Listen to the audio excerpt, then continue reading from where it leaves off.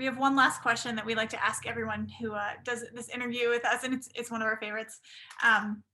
So money aside, COVID aside, if you had any dream project you could do, what would it be? Oh my gosh, no, don't ask me that. That is such a loaded question. Okay.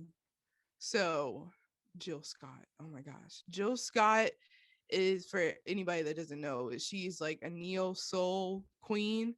And neo soul is basically like I want to say probably around like mid 2000s was when that it's like a like kind of like a subgenre of R&B, but it's specific chords. It's why it's neo soul, but it's soul music just in a different kind of like a newer context, if you will. But Jill Scott, I would love if I listen. I'm trying to be her with the French horn. Like, I always have to bring up because a lot of people know Lizzo because like she's like super radical.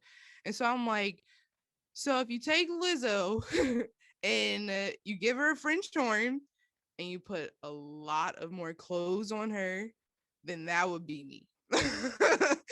And but also that's the thing, like, because if people don't know Jill Scott, I have to use this example. But the thing is, like, also like her being way more chill because she's like and I'm like I'm not really, I'm not that like so. But yeah, but Jill Scott, if you know who she is, she's an amazing vocalist and just this grown and sexy, like just she just is the epitome of just like everything cool to me. And so like me collaborating with her like in like just arranging or composing like some like horn music or like some string, just like any kind of like string or like anything extra to be on a track with her, that oh my gosh, I would just that my life would be complete after that. I could die right after. I would be okay.